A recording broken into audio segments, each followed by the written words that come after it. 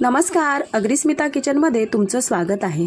तुम्ही आजपर्यंत भरली वांगी बऱ्याच वेळा केली असेल, पण ह्या पद्धतीने कराल तर परत कराल। चव सुद्धा अप्रतिम आणि अगदी मस्त साधी सोपी पद्धत आहे। तर वेळ न घालवता ही रेसिपी आपण पाहूया आणि ही रेसिपी आवडलीच तर जास्तीत जास्त शेअर करायला विसरू नका। तर आता इथे मी कढई ठेवलेली आहे, त्याच्यामध्ये तेल टाकलेलं आहे, एक पळी म्हणजे छोटी पळी टाकलेली आहे। ह्यामध्ये आपण आता करून घेणार आहोत जे वांग्यामध्ये भरलं जातं सारण ते करून घ्यायचं आहे। त्यासाठी मी इथे सुकं खोबऱ्याच्या तुकडे घेतलेले आहेत, थोडेसे अगदी 5-6 ते 7-8 म्हणजे तुम्ही म्हणाल तर पाव वाटी तुकडे घेतलेले आहेत आपण खोबऱ्याचे, ते चांगले परतून घ्यायचे आहेत। त्यानंतर इथे मी घेतलेले आहेत लसणाच्या पाकळ्या। तर लसणाच्या पाकळ्या इथे 4-5च घेतलेल्या आहेत, पण त्या मी चिरून घेतलेल्या आहेत मधून। तर त्या 4-5 पाकळ्या घेतलेल्या आहेत, जास्त घ्यायची गरज नाहीत कारण वांगी आहेत माझ्याकडे 4 ते 5, त्यासाठीच हे वांग्याचं भरतासाठी सारण बनवतोय आपण।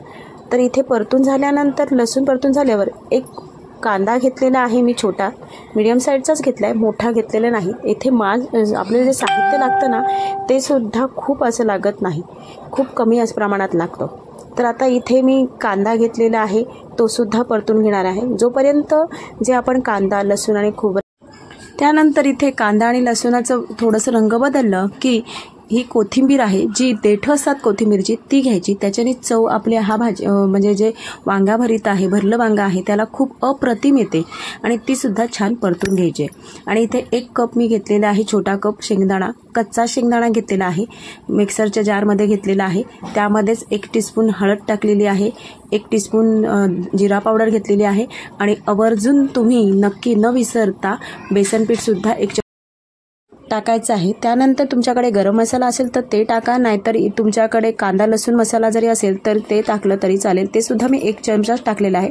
आणि जे आपण भाजून घेतलं होतं कांदा लसूण खोबरं आणि कोथिंबीर ते सुद्धा मिक्सर जारमध्ये टाकून मस्त असं मिक्सरमधनं फिरून घ्यायचं आहे, पण एकदम जाड पेस्ट बनवायची नाही आहे, तर आपल्याला असं सरसरीतच बनवायचं आहे। पण आपण त्याच्यामध्ये मीठ टाकायला अगोदर विसरले होते म्हणून मी मीठ नंतर टाकलेलं आहे। छान असं बनवून घेतलेलं आहे, अगदी म्हणजे रवाळ बनवून घेतलेलं आहे, एकदम पेस्टसारखं नाही करून घेतलेलं म्हणजे खाताना क्रंची लागेल आपल्याला। आणि ही वांगी घेतलेली आहेत मी बारीक, जी आपली भरली वांगी करतात, भरली वांगीसाठी जी छोटी छोटी वाटकी येतात ती घेतलेली आहेत इथे मी 5।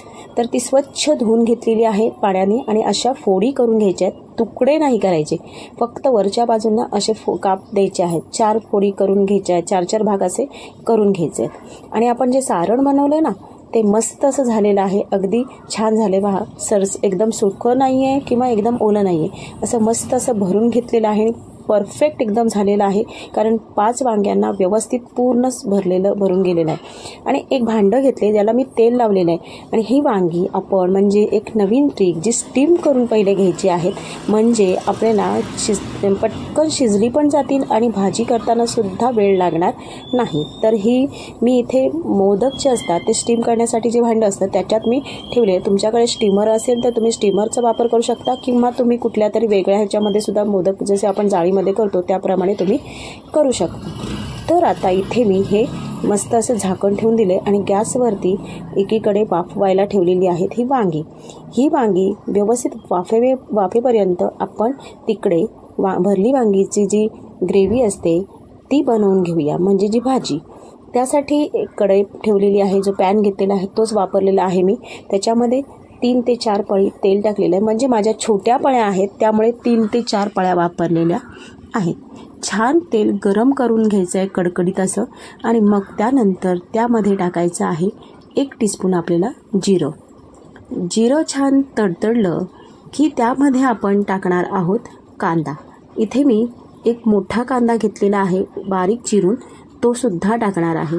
तो कांदा व्यवस्थित परतून घ्यायचा आहे छान असं, म्हणजे नरम पडेपर्यंत आपल्याला हा परतायचा आहे, कारण ह्याची आपल्याला होणार आहे तयार ग्रेव्ही जसं हॉटेलमध्ये कशा पॅटर्नमध्ये होते ग्रेव्ही तशा पद्धतीचं आपल्याला ह्याचं वांग्याचं भरीत होणार आहे, भरली वांगी होणार आहेत। तुम्ही हा नक्की करून पहा, तुम्हाला खूप आवडेल। आणि जर तुम्हाला ही खरंच रेसिपी आवडली तर नक्की सबस्क्राईब करा, साईडला बेल आयकॉन दिले ती सुद्धा दाबा।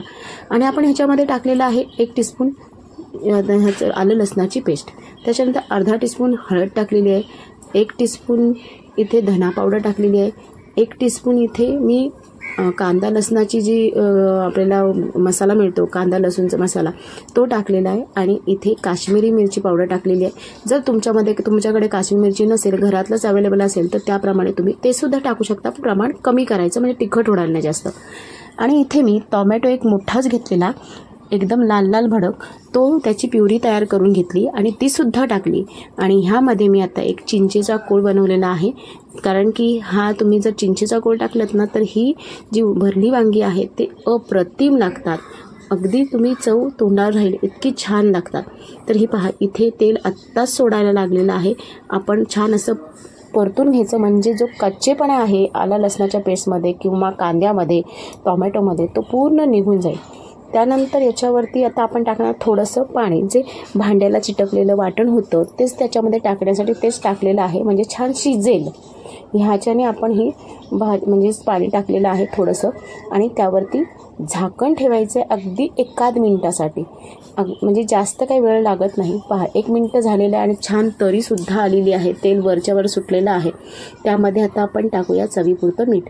हे लक्षात ठेवायचं की भरली वांगी जेव्हा आपण भरली त्या टायमाला त्यातसुद्धा मीठ होतं. त्यामुळे ह्यामध्ये टाकताना चवीला पुरतंच मीठ टाकायचं आहे, जास्त टाकायचं नाही. तर आता आपण इथे थोडं पाणी, जे वाटण म्हणजे मी जे वांग्यामध्ये भरलं होतं सार, त्याच्यामध्ये थोडं पाणी टाकून घेतलं राहिलेलं याच्यामध्ये, आणि तेच त्याच्यामध्ये टाकले. म्हणजे जे ग्रेव्ही होते तयार, थिकनेसपणा येतो तो त्याच्याने खूप छान येतो, कारण त्याच्यामध्ये आहे आपल्या बेसनमुळेच आपले जे वांगी आहेत ना ती छान अशी चवीला सुद्धा येतात. आता इथे मी बेसन वापरल्यामुळे पहा, सगळं सारण आहे ना ते वांग्याने धरून ठेवलेलं आहे आणि वांगंसुद्धा खूप छान शिजले. म्हणजे आपल्याला वेळसुद्धा वाचलेला आहे, शिजवायची गरज येत नाही. जेव्हा आपण भाजी शिजवायला ठेवतो तो खूप वेळ लागतो वांगी शिजताना.